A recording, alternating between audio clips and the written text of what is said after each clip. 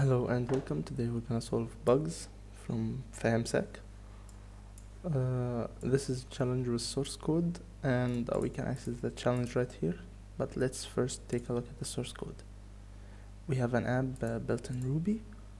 It has an SMTP server. Of course, it's gonna be fake. What is important here? There are SQL statements, but they are not vulnerable. I checked them. And let's go down here, down. We have /login. What does it do? It's just basic login /register. It allows us to register an account, but it can't include this character, or white space. Weird, okay?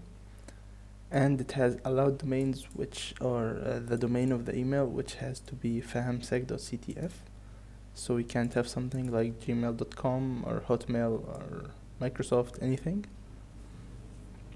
And there's a verification token that gets sent to our email that we have to use to verify our account. So, okay. And we also can have some endpoints. Let me open a notepad real quick.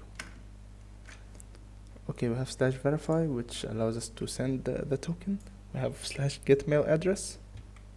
What will it do? It will give us an account or an email which was at example.com email, not at FAHMSEC, which we need to get.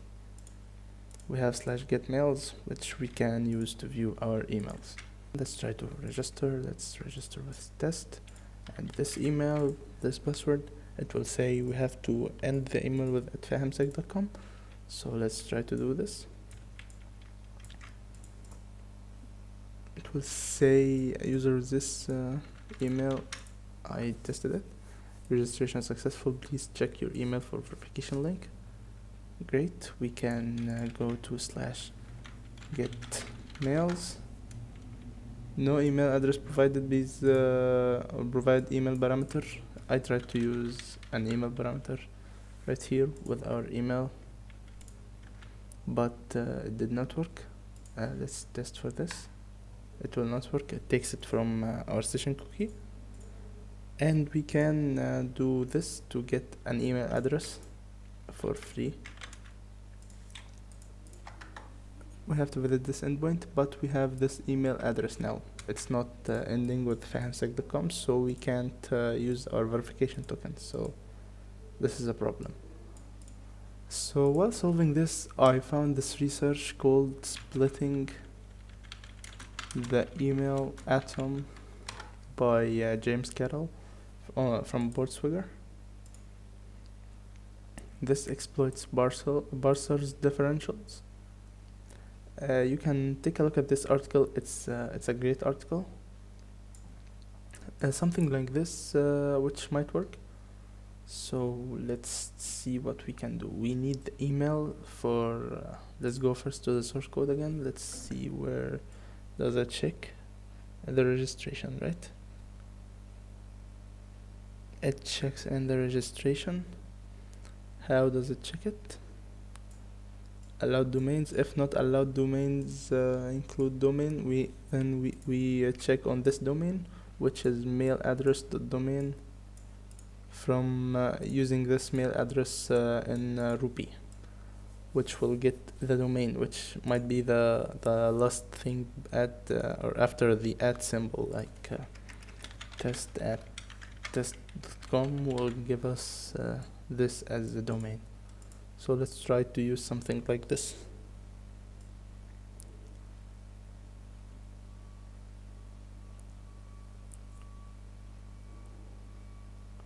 We need something to end with at fahmsec.ctf, but sends the email to this, for example. It sends to usr@example.com. But how are we gonna do this? So let's try.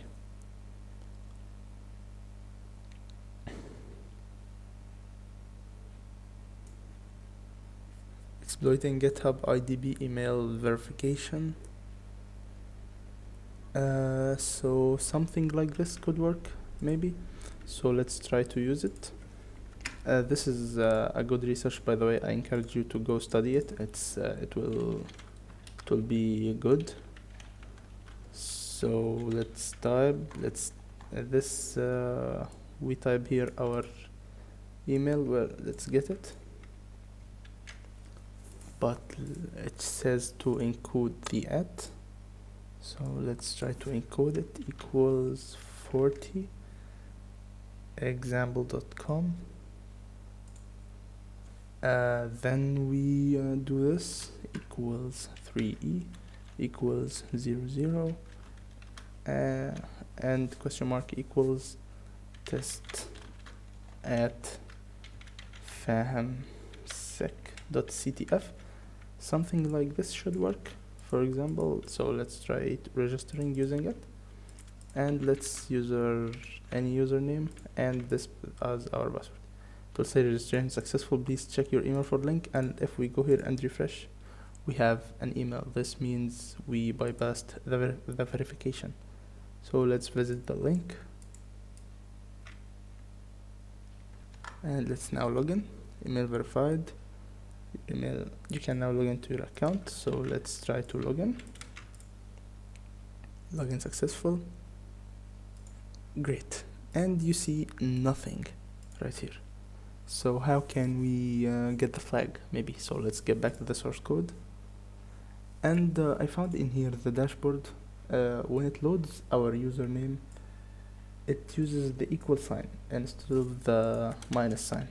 So this means that it considers this input safe, which is not good, because we can inject stuff in it. We can inject JavaScript code, we can inject SSTI payloads, which in this case we're gonna use. So when you try to do this, if you are a developer, only use the minus, not the equals, to fix this. Yeah, and let's find its erb.new session of username. So it gets our username from our session, or the username we logged in with. And where is the flag? From the Docker file. Can we know where the flag is, or do you have to get RCE? The flag is in /flag, so that's good. Let's try to read this.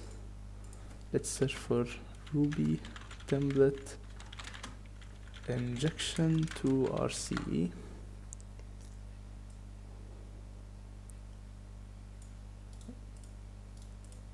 And let's see this. Wait, what did I do?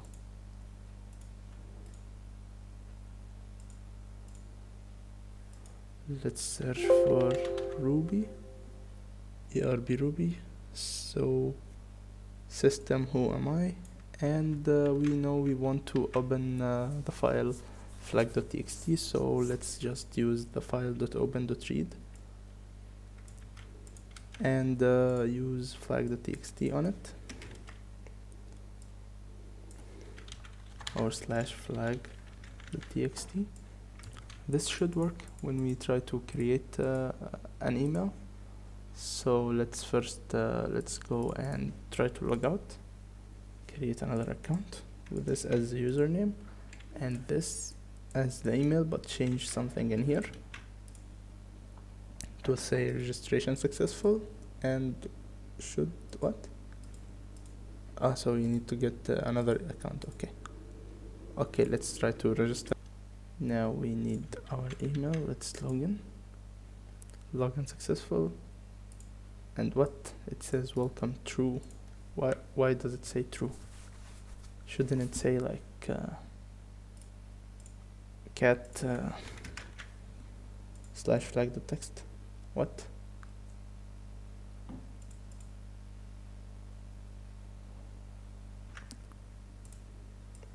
Let's try to stop our scale issue and try to solve. It says registration successful. I should get another email right here. Which one is it? Let's try both.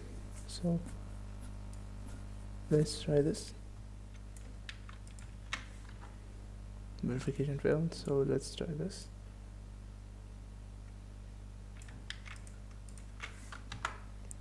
Okay, email verified. Now let's try to log in. and should work now. Yes, we have a base 64 encoded string, so let's try base 64 decode. Fantastic, real world bugs are so cool. So great, good challenge. I hope you learned something from it. And yeah, I'll see you in the next video.